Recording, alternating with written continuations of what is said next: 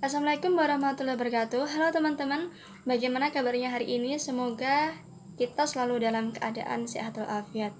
Kami dari kelompok 1, dengan saya sendiri Novita Wayuningtyas, dan rekan-rekan saya ada Riko Ferianka, ada Novia Safitri, ada Bella Putri, ada Fitri Anung, ada Nadia Anggraini, ada Devenda Putri, dan ada Umi Aisyah. Pada hari ini kita akan membahas mengenai materi yang berjudul Fungsi dan Tujuan Manajemen Keuangan. Sebelum kita masuk dalam materi, aku ingin tanya dulu nih ke teman-teman. Menurut teman-teman, keuangan itu menarik gak sih? Atau pandangan teman-teman nih mengenai keuangan itu kayak gimana sih? Kalau aku ditanya pribadi, mungkin aku bisa jawab keuangan itu cukup menarik. Karena apa? Itu berkaitan dengan kehidupan kita sehari-hari. Nah, di sini akan memberikan beberapa contoh supaya kita bisa memahaminya. Nah, seumpama nih, teman-teman nanti setelah lulus dari universitas, teman-teman bisa bekerja di sebuah perusahaan, terus mendapatkan gaji atau upah. Nah, dari gaji atau upah itu kan nggak mungkin kita bakal habiskan. Kita pasti akan menabung atau menyisihkan uang itu untuk kebutuhan entah apa itu nanti. Nah, ada 3 alternatif yang mungkin bisa teman-teman gunakan. Yang pertama adalah dalam bentuk deposito rupiah, yang kedua adalah dalam bentuk deposito dolar, yang ketiga adalah membeli sebidang tanah. Kalau aku pribadi mungkin aku akan memilih untuk membeli sebidang tanah, dikarenakan apa? Tanah itu bisa dibilang cukup stabil dan cenderung meningkat gitu. Jadi itu alasan mengapa aku memilih untuk membeli sebidang tanah. Terus kalau perusahaan gimana? Tentunya perusahaan itu akan menginginkan sebuah kekayaan. Kekayaan apa? Kekayaan itu dalam bentuk kayak gedung, mesin, transportasi,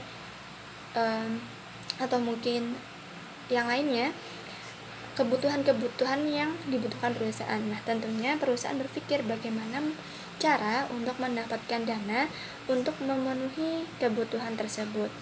Nah, dari situ bisa kita ambil kesimpulan bahwa setiap hal yang berkaitan dengan keuangan itu membutuhkan sebuah alasan. Nah, alasan itulah yang dinamakan sebagai teori keuangan. Jadi, teori keuangan itu apa sih? Teori keuangan itu adalah alasan kita mengapa kita memilih atau memutuskan sebuah keputusan dalam hal keuangan, itu. Dan menariknya apa? Menariknya adalah hal itu berkaitan dengan kehidupan kita sehari-hari gitu. Jadi tidak hanya digunakan di perusahaan atau hal-hal lainnya gitu. Hal sepele pun yang berkaitan dengan keuangan, jika kita menggunakan teori tersebut, kita akan memilih atau kita akan memutuskan suatu keputusan yang baik tentunya. Tuh. Assalamualaikum warahmatullahi wabarakatuh. Perkenalkan, saya Riko Ferianka, NIM 1903 10 10 12 dari Prodi Akuntansi. Di sini saya akan menjelaskan apa saja sih kegiatan-kegiatan utama manajer keuangan. Kita langsung lihat bagian yang di bawah ini ya. Kita lihat panah nomor 1. Panah nomor 1, manajer keuangan perlu memperoleh dana dari pasar keuangan atau financial market. Dana yang diperoleh dari pasar keuangan kemudian diinvestasikan pada berbagai aktiva perusahaan untuk mendanai kegiatan perusahaan. Dari kegiatan investasi, perusahaan mengharapkan untuk memperoleh hasil yang lebih besar dari pengeluarannya. Dengan kata lain, ingin laba, ingin mencari keuntungan, ingin laba, istilahnya diperoleh laba. Nomor 3, anak panah nomor 3, laba yang diperoleh perlu diputuskan untuk dikembalikan ke pemilik dana pasar keuangan. Ini kita lihat 4A ya, bisa dikembalikan ataupun diinvestasikan kembali ke perusahaan. Dengan kata lain bahwa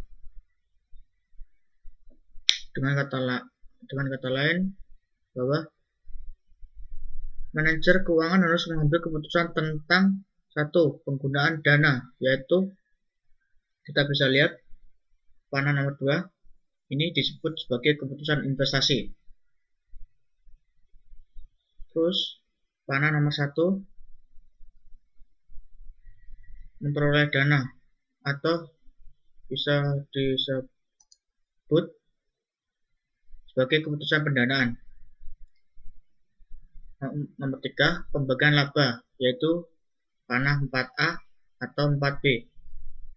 4A 4B disebut sebagai kebijakan dividen. Ketika keputusan tersebut merupakan keputusan keuangan yang harus diambil oleh manajer keuangan. Keputusan investasi akan tercermin pada sisi aktiva perusahaan. Dengan demikian akan mempengaruhi struktur kekayaan perusahaan, yaitu perbandingan antara aktiva lancar dengan aktiva tetap. Sebaliknya, keputusan pendanaan dan kebijakan dividen akan tercermin pada sisi pasifa perusahaan. Sekian, terima kasih. Saya Novia Safitri, saya akan menjelaskan tentang tujuan manajemen keuangan. Tujuan utama dari manajemen keuangan adalah untuk memaksimumkan nilai dari perusahaan. Untuk itu diperlukan seorang manajer yang mumpuni sehingga mampu mengambil keputusan yang tepat agar nilai dari perusahaan meningkat sehingga memakmurkan para pemegang saham dalam jangka waktu yang panjang. Nilai perusahaan yang dimaksud adalah harga yang bersedia dibayarkan oleh calon pembeli apabila perusahaan tersebut akan dijual. Misalnya, pada tahun 2010, seseorang menginvestasikan dananya untuk 2 toko buku senilai masing-masing 500 juta. Nah, modal tersebut 100% bersumber dari dana pribadi, tanpa campuran dari dana pinjaman atau dana yang lainnya. Kedua toko buku tersebut terletak di 2 lokasi yang berbeda. Toko pertama kita sebut toko A berlokasi di kawasan perguruan tinggi dengan lalu lintas yang lancar dan akses parkir yang mudah. Kemudian toko yang kedua, toko B, terletak di kawasan perdagangan dengan lalu lintas yang lumayan macet dan akses parkir yang susah. Nah, setelah 10 tahun berkembang dan kedua toko buku tersebut akan dijual, ditaksir nilai perusahaan dari toko A jauh lebih tinggi dibanding toko B. Toko A senilai 800 juta rupiah dan toko B senilai 600 juta rupiah. Dari situ dengan investasi yang sama ternyata toko buku A menghasilkan nilai perusahaan yang lebih tinggi sesuai dengan tujuan dari manajemen keuangan. Jadi semakin tinggi nilai perusahaan, maka semakin besar pula kemakmuran dari pemegang saham tersebut.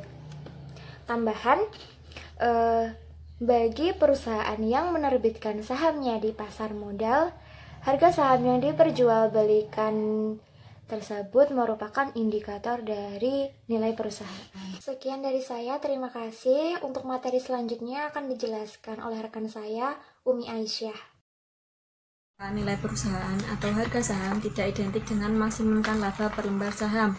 Hal ini disebabkan karena yang pertama, perusahaan mungkin memperoleh EPS yang tinggi pada saat ini, tetapi apabila pertumbuhannya diharapkan rendah, maka dapat saja harga sahamnya lebih rendah apabila dibandingkan dengan perusahaan yang saat ini mempunyai EPS yang lebih kecil. 2. Maksimumkan EPS mengabaikan nilai waktu uang. Dan yang ketiga, tidak memperhatikan faktor resiko. Dengan demikian, maksimumkan nilai perusahaan juga tidak identik dengan maksimumkan laba. Apabila laba diartikan sebagai laba akuntansi, sebaliknya, memaksimumkan nilai perusahaan akan identik dengan maksimumkan laba dalam pengertian ekonomi. Hal ini disebabkan karena laba ekonomi diartikan sebagai jumlah kekayaan yang bisa dikonsumsikan tanpa membuat pemilik kekayaan tersebut menjadi lebih miskin. Keuangan perusahaan atau corporate financial. Keuangan perusahaan atau juga disebut dengan corporate financial adalah segala kegiatan atau aktivitas perusahaan yang berhubungan dengan bagaimana cara memperoleh pendanaan modal kerja, menggunakan atau mengalokasikan dana, dan mengelola aset yang dimiliki untuk mencapai tujuan utama perusahaan. Penerapan konsep-konsep keuangan untuk mengambil keputusan keuangan untuk level individu disebut sebagai personal financial, untuk level negara disebut sebagai public financial. Untuk level perusahaan ada beberapa kekhususan. Ada 3 kekhususan tersebut, diantaranya adalah 1. Perusahaan bisa dimiliki oleh dari satu orang, yang artinya pentingnya tujuan normatif keputusan keuangan. Apabila perusahaan dimiliki oleh lebih dari satu orang, maka dapat saja terjadi ketidaksepakatan antar pemilik perusahaan. Yang kedua, ada peraturan-peraturan yang berlaku untuk perusahaan, tetapi tidak untuk individu. Kekhususan kedua ini ditunjukkan antara lain dari peraturan pajak bagi perorangan yang mempunyai hutang dan membayar bunga. Pembayaran bunga tersebut tidaklah dapat dipergunakan sebagai pengurang pajak. Batas penghasilan beban pajak telah ditentukan oleh peraturan, besarnya sama atau sejumlah keluarga yang dapat diperhitungkan sama besarnya, baik individu tersebut mempunyai hutang ataupun tidak. Sebaliknya, bagi perusahaan, pembayaran bunga hutang dapat dipergunakan untuk mengurangi beban pajak. Dengan kata lain, perusahaan yang menggunakan hutang lebih banyak dan karenanya membayar bunga yang lebih besar akan membayar pajak dalam jumlah yang lebih kecil apabila dibandingkan dengan perusahaan yang menggunakan hutang yang lebih kecil. Yang ketiga, penggunaan prinsip-prinsip akuntansi untuk mencatat transaksi keuangan dalam perusahaan. Kekhususan yang ketiga ini sering menyebabkan mereka yang belajar keuangan perusahaan berkesimpulan bahwa keuangan perusahaan adalah syarat dengan akuntansi. Kesimpulan tersebut tentu saja tidak benar. Masalah-masalah keuangan pada dasarnya hanya menyangkut tentang kegiatan untuk menggunakan dan memperoleh dana. Hanya saja keuangan perusahaan menggunakan informasi keuangan yang disusun menurut prinsip-prinsip akuntansi, sehingga mereka yang berkecimpung dalam bidang keuangan perlu memahami prinsip-prinsip akuntansi. Kesimpulan dari contoh neraca PT Pineapple adalah ekuitas bertambah menjadi 2.300 karena penambahan laba yang ditahan sebesar 700, sedangkan akumulasi penyusutan naik menjadi 800 karena bertambah penyusutan pada tahun 2014 sebesar 400. Akibatnya kas bertambah menjadi dana yang bisa dipergunakan oleh perusahaan, sama dengan jumlah laba ditambah dengan penyusutan, yaitu 700 ditambah 400 sama dengan 1100. Ini merupakan salah satu akibat digunakannya prinsip-prinsip akuntansi untuk mencatat transaksi keuangan. Tentu saja dalam praktiknya mungkin sesekali dana dari hasil operasi tersebut telah dipergunakan untuk berbagai keperluan. Mungkin jumlah aktiva lancar lain telah meningkat, mungkin jumlah hutang telah dikurangi, dan sebagainya. Dengan demikian diperoleh oleh perusahaan dan digunakan untuk apa saja dana tersebut. Secara umum, sumber dana bisa berasal dari luar perusahaan atau disebut sebagai external financing, baik dalam bentuk modal sendiri maupun dalam bentuk hutang. Sumber yang lain adalah dari dalam perusahaan atau internal financing, yaitu dalam bentuk laba ditahan dan penyusutan.